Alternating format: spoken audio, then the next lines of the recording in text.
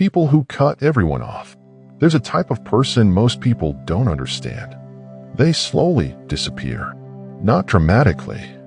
Not loudly. Not with a big announcement on social media. They just stop showing up. They stop replying fast. They stop explaining themselves. They stop attending every gathering. They stop arguing. They stop chasing. And one day, people look around and say, "Why did he change? Why is she so distant now? Why did they cut everyone off?" But here's the truth no one talks about. People don't cut everyone off because they hate people. They cut everyone off because they're tired. Tired of being misunderstood. Tired of being the only one who cares. Tired of giving more than they receive. Tired of explaining boundaries to people who never listen. Cutting everyone off is rarely an act of anger. It's usually an act of survival. The quiet breaking point. The person who cuts everyone off didn't wake up one morning and decide to isolate themselves. It was slow. It was built from hundreds of small disappointments. The friend who only calls when they need something. The partner who says, "I love you," but never shows it. The family member who criticizes more than they support. The constant feeling of being surrounded, yet completely alone. At first, they try harder. They communicate more clearly. They give more chances. They forgive more than they should. But something inside them starts to shift. They begin to notice patterns. They begin to notice who shows up and who disappears. They begin to notice that their kindness is expected, not appreciated. And that awareness changes everything. Because once you see the truth, you can't unsee it. When peace becomes more important than people, there comes a moment when the noise becomes unbearable. Drama, gossip, fake loyalty, half-hearted love, and suddenly silence feels safer. Peace feels addictive. The person who cuts everyone off doesn't hate connection. They crave real connection. But they would rather be alone than surrounded by people who drain them. They start protecting their time. They stop answering messages that feel forced. They stop entertaining conversations that go nowhere. They stop explaining boundaries for the 100th time. Not because they are cold, but because they are finally choosing themselves. And choosing yourself feels selfish to people who benefited from your self-sacrifice. The misunderstood strength. From the outside, it looks like arrogance. She thinks she's better now. He forgot where he came from. They changed. Yes, they did change. Growth looks like distance to people who refuse to grow. Sometimes cutting everyone off is not about running away. It's about resetting. It's about asking, who truly supports me? Who respects my energy? Who shows up when there's nothing to gain? When you start asking those questions, your circle naturally shrinks. And that shrinking feels lonely at first. Very lonely.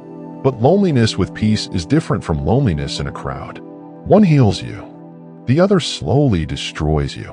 The hidden pain behind isolation. Here's something most people won't admit. The person who cuts everyone off often wishes they didn't have to. They wish loyalty was mutual. They wish effort was reciprocated. They wish love felt safe. Isolation is not always empowerment. Sometimes it's disappointment that hardened into boundaries. Sometimes it's heartbreak that turned into silence. Sometimes it's the realization that not everyone deserves access to you. And that realization hurts.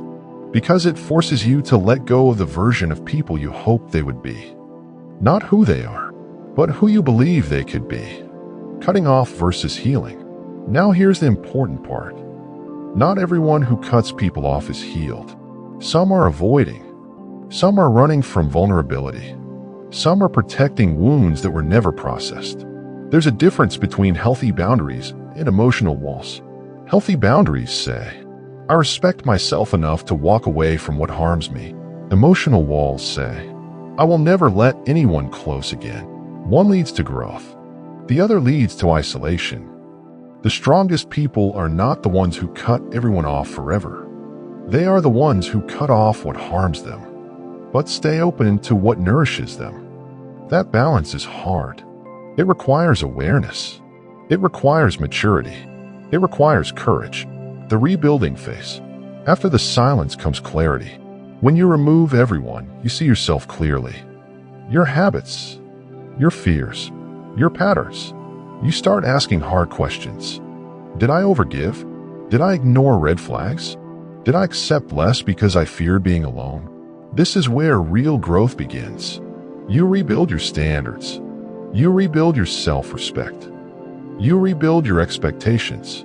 And when you finally allow new people in, you do it differently. Slower, smarter, stronger. You don't overshare immediately. You observe. You listen. You watch consistency, because you learn the hard way that words mean nothing without actions. The power of a smaller circle. There's something powerful about having only a few people in your life. No noise, no fake loyalty, no forced energy, just peace. The people who survive your distance are the ones who truly matter. They don't guilt you for protecting your space. They don't compete with your growth. They don't disappear when you level up. They adjust. They support. They understand. And suddenly you realize something important.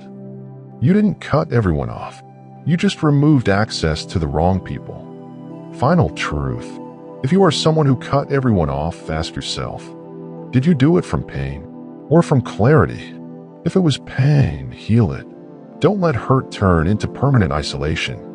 If it was clarity, stand firm. Not everyone deserves unlimited access to your life. Remember, you are allowed to outgrow people. You are allowed to protect your energy. You are allowed to choose peace over popularity. Just don't confuse strength with emotional shutdown. Real strength is knowing when to walk away and when to let the right one stay. And sometimes, cutting everyone off is not the end of your story. It's the beginning of finally choosing yourself. Subscribe now to Psych Secrets and be part of a journey where every video inspires you to see life with a new perspective.